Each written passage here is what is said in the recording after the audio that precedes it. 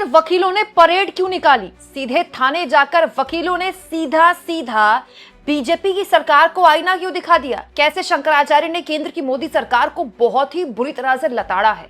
दोस्तों, कई बार किसी मामले पे हम जितना पर्दा डालते हैं ना, उसको जितना छुपाने की कोशिश करते हैं, रायता उतना फैल जाता है। ये अयोध्या में जो चढ़ावा चोरी का मामला है ना, एग्जैक्टली यही।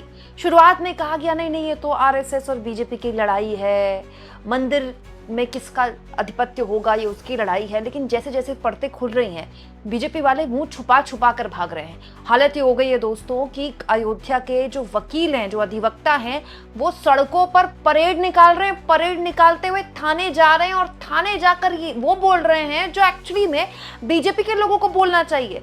सब कुछ मैं आपको तफसील से बताऊंगी और ये भी बताऊंगी कि चढ़ावा चोरी मामले में कैसे बीजेपी वालों की हालत खराब हो गई है। लेकिन ये तो आप जानते ही हैं दोस्तों कि अयोध्या में इस पूरे मामले में जिन छोटी मछलियों को पकड़कर एसआईटी की रिपोर्ट के बाद अंदर किया गया, उनके लिए पैरवी करने पर वकीलों ने साफ कर दिया है कि कोई भी उनके लिए पैरवी नहीं करेगा। किसी भी तरह से उनको कोई वकील नहीं मिलेगा और अगर कोई करता है तो उस पर जुर्माना लगेगा। लेकिन इसके साथ साथ अब वकील एक कदम और आगे चले गए। आज बकायदा अयोध्या के वकील सड़क पर उतरे, परेड निकाल दी, सड़क पर उतरकर विरोध प्रदर्शन कर दिया, जय श्री राम के नारे लगा दिए और सीधा सीधा बार एसोसिएशन के लोग, मतलब अयोध्या के वकील, पहुंच गए थाने और ये कहा कि चंपत राय के खिलाफ एफआईआर दर्ज होनी चाहिए। और इसमें केवल चंपत राय का नाम नहीं, चंपत राय सहित ट्रस्टी डॉक्टर अनिल मिश्रा और मंदिर निर्माण प्रभारी गोपाल राव, तीनों के खिलाफ एफआईआर दर्ज हो। थाने में इसकी तहरीर दी है वकीलों ने और कहा है कि अगर इन तीनों के खिलाफ एफआईआर दर्ज नहीं होगी तो कोर्ट जाएंगे। मतलब एक्चुअली में ये काम तो पहले दिन से हो जाना चाहिए था। यहां ये भी याद रखा जाए दोस्तों कि चंपत राय को अचानक से दुनिया का सबसे महान आदमी बताने की जुगत शुरू हो गई है। एंकर सोशल मीडिया में लिख रहे हैं कि अरे चंपत राय तो जाना चाहते थे थाने, वो तो एफआईआर दर्ज करवाना चाहते थे, वो तो खुद चाहते थे कि ये चोरी ना हो। उनको जैसे ही पता चला चढ़ावा में चोरी हो रही है, वो तो थाने जाना चाहते थे, लेकिन किसी ने उनको फोन किया और वो रुक गए। चंपत राय तो बेचारे, इनको तो पता ही नहीं था, गोपाल राव को तो पता ही नहीं था, अनिल मिश्रा को तो पता ही नहीं था इतनी बड़ी चोरी हो गई। ये तो भोलेपन में मारे गए। दोस्तों, ये जो खेल चल रहा है ना, ये सब तीनों को बचाने का चल रहा है। क्यों? क्योंकि सब जानते हैं दोस्तों कि तीनों, खास तौर पर चंपत राय, ये पक्के आरएसएस से हैं, संघी हैं। और चंपत राय, जब योगी आदित्यनाथ अयोध्या जाते, चंपत राय उनको ब्रीफ करते। चंपत राय जब मोदी जी अयोध्या जाते तो चंपत राय उनके आसपास दिखते। भाई, चंपत राय पे अगर उंगली उठ गई और उन पर एफआईआर हो गया तो फिर तो कोई बचेगा ही नहीं। क्योंकि चंपत राय ऐसे ही थोड़ी ट्रस्ट में इतने बड़े पद पे बैठ गए।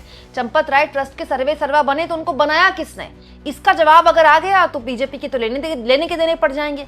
इसीलिए इन तीनों के खिलाफ अब तक एफआईआर दर्ज नहीं हुई है। इस्तीफा भी केवल चंपत राय का हुआ है और अनिल मिश्रा का हुआ है। इसीलिए ये वकील चले गए थाने कि एफआईआर दर्ज करिए और अगर आप नहीं करते हैं तो हम कोर्ट जाएंगे एफआईआर दर्ज करवाने के लिए।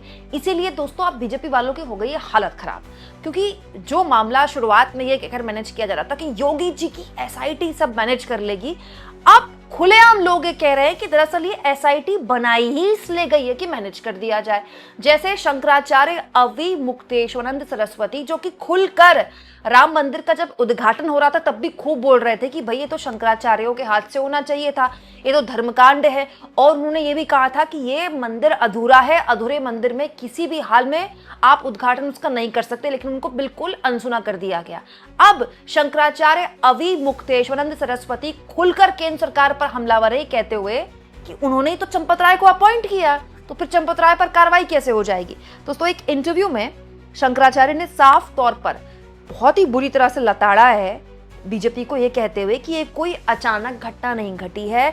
जब से ट्रस्ट बना है, ये ट्रस्ट इसीलिए बनाया गया, इसकी तैयारी, मतलब ट्रस्ट के बनाने का पूरा मकसद ही यही था क्योंकि अयोध्या में शंकराचार्यों का ट्रस्ट पहले से ही था। शंकराचार्य ने कहा कि हमने इनको बोला था कि शंकराचार्य को मंदिर चलाना आता है, शंकराचार्य को के पास धन की भी कोई समस्या नहीं है, आप हमको काम कर दीजिए, धर्म का काम है, हम करते रहेंगे। लेकिन हमको सुना नहीं गया।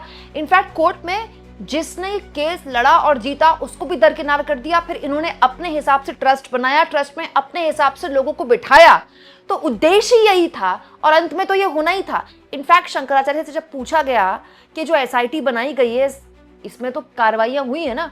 तो शंकराचार्य ने साफ कह दिया कि एसआईटी तो बनाई इसलिए गई है कि मामले को रफा दफा किया जाए। जब एफआईआर ही नहीं हुई तो उससे पहले आपने एसआईटी बना दी। पहले एसआईटी बनी, उसके बाद एफआईआर हुई। दूसरा, एसआईटी वही करेगी जो उससे कहा जाएगा। उन्हीं लोगों को क्लीन चिट दी जाएगी जिनको देनी है, और उन्हीं लोगों को एक तरह से उनको घेरे में लिया जाएगा जिनको ऊपर बिग बॉस बोलेंगे। दोस्तों, शंकराचार्य ने यह भी कहा कि अपने खास लोगों को सेट करके ट्रस्ट बनाया गया। मतलब शंकराचार्य जो है वो बहुत ही बुरी तरह से हमलावर है। इनफैक्ट अगर आप अयोध्या में कोई आपका जानकार है तो आप उनको फोन करके पूछिएगा। अयोध्या में तो इतना गुस्सा है ना दोस्तों इस वक्त ट्रस्ट को लेकर। अयोध्या में तो पहले गुस्सा था, आप जानते ही हैं। नहीं तो आप खुद सोचिए 2024 के चुनाव में बीजेपी अयोध्या कैसे हार सकती है? कैसे पॉसिबल है? बनारस के आसपास की सीटें हार गई बीजेपी। कुछ तो हुआ होगा ना। बाहर वाले कह देते हैं अयोध्या तो अधर्मी है, अयोध्या के लोग जो है वो एहसान फरामोश है, उनके लिए मोदी ने मंदिर बनवाया, उन्होंने मोदी को हरवा दिया। बाहर वाले ये बोलते हैं ना, लेकिन अयोध्या वाले जानते हैं ना कि क्या क्या हो रहा है यहाँ पर। अब बात ऐसी है दोस्तों कि चंपत राय, अनिल मिश्रा और गोपाल राव, ये तीनों जब तक बचे रहेंगे तब तक बीजेपी की हालत खराब रहेगी। बीजेपी का कोई भी लोग जवाब नहीं दे सकते कि ट्रस्ट में 3 सबसे बड़े अधिकारी आरएसएस द्वारा अपॉइंट किए गए, आरएसएस के खास। तो ये सब कुछ हो कैसे गया? अब हो क्या रहा है दोस्तों, इस मामले में ना खुलासे भी बड़े अलग तरह के हो रहे हैं। जैसे अनिल मिश्रा, जिनको लेकर ये बात बोली जा रही कि उन पर एफआईआर दर्ज हो। अब ये जो अविनाश शुक्ला, जिसे गिरफ्तार करके जेल भेजा गया है, अब भारत समाचार सूत्रों के हवाले से चला रहा है कि अनिल मिश्रा का पूरा नियंत्रण था चढ़ावे पर। दोस्तों, कथित तौर पर भारत समाचार का दावा है कि अनिल मिश्रा पूरे सिस्टम में शामिल थे। अनिल मिश्रा का चढ़ावे पर नियंत्रण था। मंदिर के पूर्व इंजीनियर दीनानाथ वर्मा ने आरोप लगाए हैं अनिल मिश्रा 40% कमीशन लेते थे। राम मंदिर ट्रस्ट की व्यवस्था पर बेहद गंभीर आरोप लगाते हुए कहा कि 100 से ज्यादा करीबी सिंडिकेट में शामिल है। और बहुत सिंपल सी है दोस्तों, इतना बड़ा खेल हो रहा था और इसको आप ये कहकर कैसे बचा सकते हैं कि 42 दिन में 70 बार चोरी हुई? दोस्तों, 42 दिन में 70 बार चोरी बोलकर क्या आप 2020 का वो मामला छुपा रहे हैं जब अकाउंटेंट महिपाल सिंह ने साफ तौर पर कहा था कि यहाँ बड़े लेवल पर गड़बड़ हो रही है, लेकिन उसको निकाल दिया गया। उसी वक्त एफआईआर क्यों नहीं की चंपत राय ने? जो लोग चंपत राय को अब महात्मा बता रहे हैं वो बताएं, चंपत राय 2020 से कुंडली मारकर क्यों बैठे थे महिपाल सिंह की शिकायत पर? दूसरा, इंडियन एक्सप्रेस ने अभी कुछ दिन पहले खुलासा किया है कि एक audit firm, private audit firm, दोस्तों उसने 6 साल पहले बता दिया था कि जो चढ़ावा आ रहा है, जो सोना आ रहा है, जो ज्वेलरी आ रही है, उसका कोई एसओपी नहीं है यहाँ पर, उसकी कोई जवाबदेही नहीं है, कोई डेटा एंट्री नहीं हो रही है। इतने बड़े लेवल पर कर्मचारी वहां काम करते हैं लेकिन कोई एचआर डिपार्टमेंट नहीं है। मतलब वहां पर जो रखरखाव है चीजों का और जो चढ़ावा आ रहा है उसका कोई प्रॉपर सिस्टम नहीं है। तो 6 साल पहले जब ऑडिट फर्म बता रही थी तो चंपत राय क्या कर रहे थे, अनिल मिश्रा क्या कर रहे थे, गोपाल राव क्या कर रहे थे? और अभी तो जमीन वाला मामला किसी के सामने नहीं आ रहा है।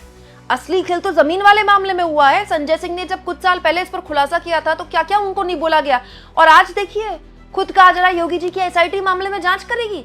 2 करोड़ की जमीन 18 करोड़ में बेच दी गई 5 मिनट के अंदर, और दोनों ही खरीद फरोख्त में जो गवाह है वो एक ही है। क्या अयोध्या के लोगों को पता नहीं है कि ये सब कुछ हो रहा है? अयोध्या के वकील सड़कों पर उतर रहे हैं कि इन तीनों के खिलाफ एफआईआर दर्ज कीजिए। तो कौन है जो एफआईआर दर्ज करने से रोक रहा है? या फिर ये चंपत राय और अनिल मिश्रा, ये जो 2 इस्तीफे हुए हैं इसी शर्त पे हुए हैं कि हम इस्तीफा तो दे देंगे लेकिन किसी भी हाल में हम पर कोई आंच नहीं आनी चाहिए, क्योंकि सब जानते हैं कि अगर बड़े बड़ों के मुंह खुल गए तो न जाने कौन कौन इस पूरे मामले में घेरे में आएगा। और अब अरविंद केजरीवाल ने दरअसल आज प्रेस कॉन्फ्रेंस करते हुए बहुत गंभीर आरोप भी लगाया। आप चाहें तो ये वीडियो देखिएगा, मैंने आपको दिखाया। अरविंद केजरीवाल तो ये कह रहे हैं कि ये सब कुछ मोदी जी के सामने हो रहा था, तो मोदी धृतराष्ट्र क्यों बने हुए थे, आंखों में पट्टी क्यों बांध के रखी हुई थी, उनको सब पता था। दोस्तों, बड़ा सवाल ये कि इन तीनों पर एफआईआर ऐसे ही क्यों नहीं दर्ज हो रही है? क्यों अयोध्या के वकीलों को सड़कों पर उतरना पड़ रहा है? और अब जब खुलकर वकील इस कदर विरोध कर रहे हैं इन तीनों का, उसके बावजूद भी कौन है जो इन तीनों के सर पर हाथ रखे हुए उनको बचा रहा है? कमेंट बॉक्स में जरूर लिखें।